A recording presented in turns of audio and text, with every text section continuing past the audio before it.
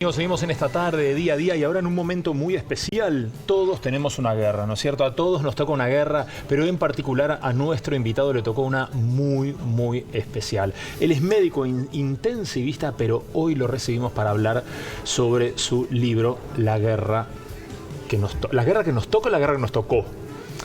Bueno, es que nos toca. Que nos tocó a todos en realidad, ¿no? Claro, que nos toca en el sentido de que nos fue asignada por el azar y que nos toca porque nos aprieta, ¿no? Nos toca. Álvaro, ¿y de qué estás hablando en particular?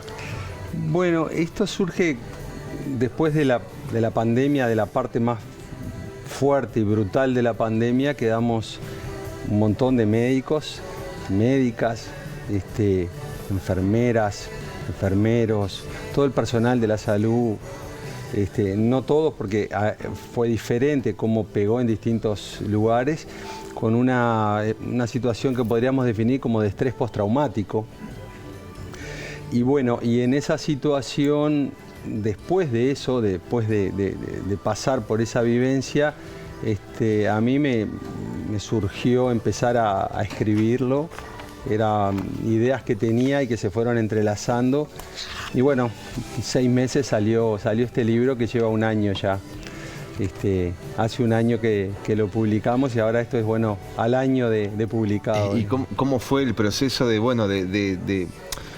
alguna manera revivir aquello de nuevo, de ver por dónde encararlo, de traer el tema otra vez sobre la mesa para todo el equipo de trabajo? Nosotros, yo creo que nunca no hubo, es distinta la sociedad que el equipo de trabajo médico, sobre todo en un CTI que fue referencia para el COVID, ¿no?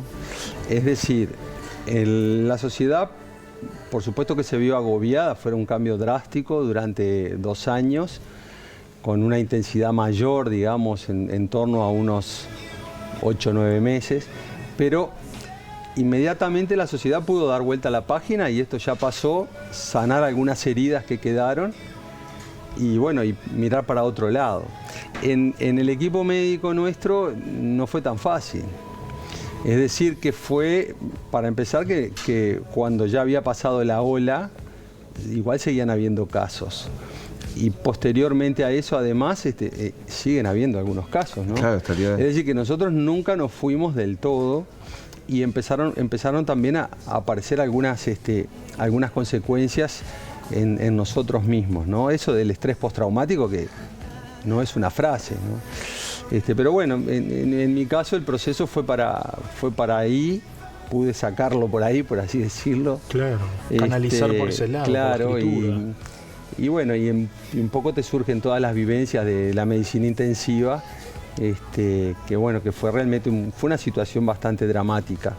Y Álvaro, en algún punto, no te voy a decir si lo viste venir, pero ibas siguiendo el tema, porque imagino también porque hoy es muy fácil decir, bueno, ¿cómo no vas a seguir el tema siendo médico? Pero en realidad también tenés el devenir del trabajo diario, que estás ocupado en otras cosas. Pero imagino que irías siguiendo el tema de lo que estaba pasando en Europa, por ejemplo, pero ¿pensaste que en algún momento se iba a venir acá y de esa manera?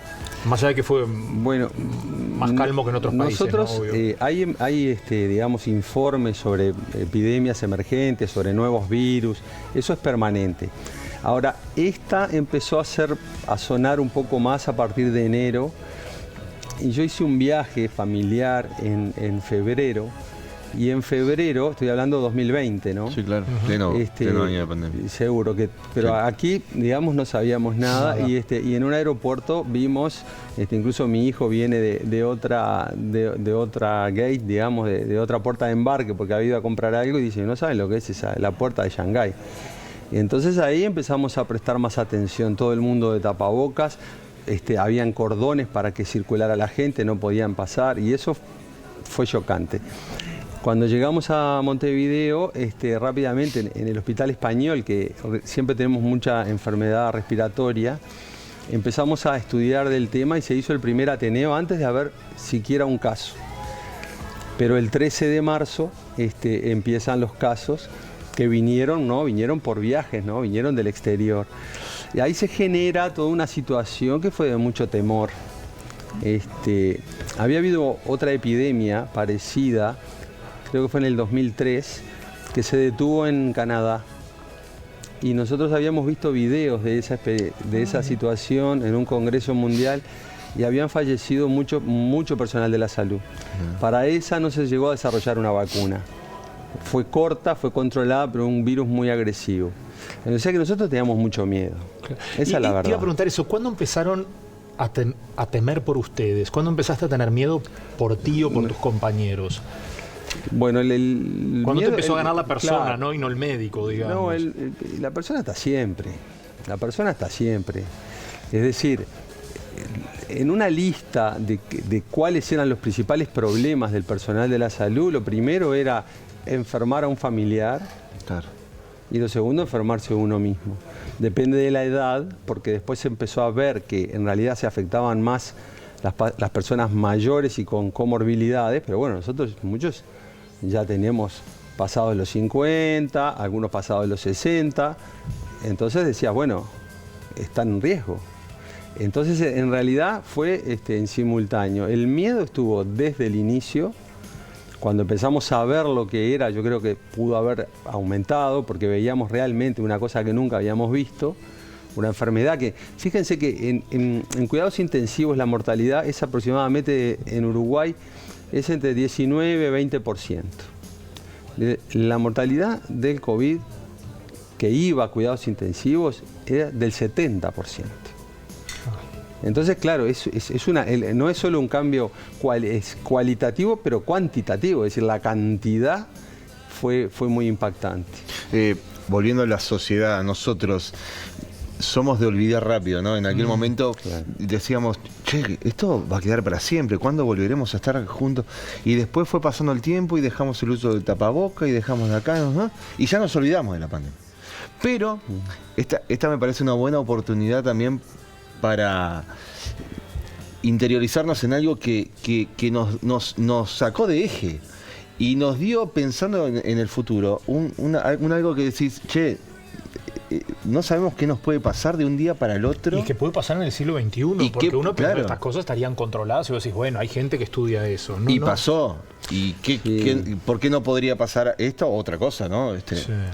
Sí, yo, bueno, la verdad que no soy un experto en la cuestión social, digamos, no, algo leímos, pero bueno, el libro lo que intenta es mostrar lo que nos pasó a nosotros. Y está narrado en primera persona, son pequeñas historias, es una historia, ¿lo contás como tú, como Álvaro Giordano, o lo contás desde otro lado? Fue un desafío, una cosa podría haber sido una crónica.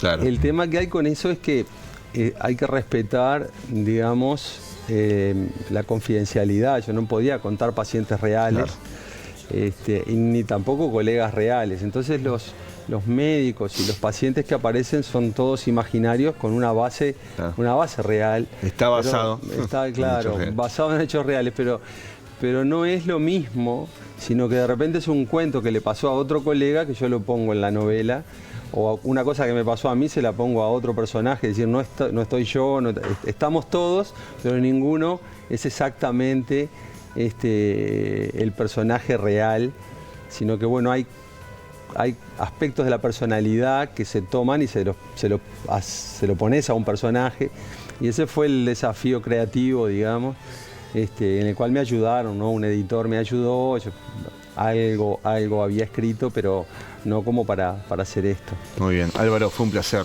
esta charla y bueno, gracias por tomarte estos minutos para compartirla. La guerra que nos toca. Exacto. Sí, ojalá que no nos vuelva a tocar. Sí, que no nos vuelva a tocar. Me quedé pensando en lo que decías tú cuando lo del aeropuerto me pasó igual. En febrero de ese año yo estaba en Río de Janeiro y me estoy yendo y llega un vuelo, todos con tapaboca. Dijimos, ¿qué es esto? Esto de hacer lo de la gripe esta. Y tú decís, qué exageración. Me dice, no, porque ellos vienen de China. Ese es el vuelo que llegó de China. Y vos decís, raro. Y estábamos a un mes de que nosotros estuviéramos igual, a un mes y medio. Es increíble. Qué inocentes que éramos todavía. Qué inocentes que éramos. No pretendo agobiar a la sociedad con esto, pero bueno, a aquellos que quieran, no digo revivir, pero ver un poco cómo pasó en la interna, les puede gustar, y tiene historias también de distintos pacientes que son imaginarios, pero que de alguna manera cuentan el total de lo que ocurrió. Genial. Álvaro, un placer. Muchas gracias. Gracias. Gracias. Nos vamos a la pausa.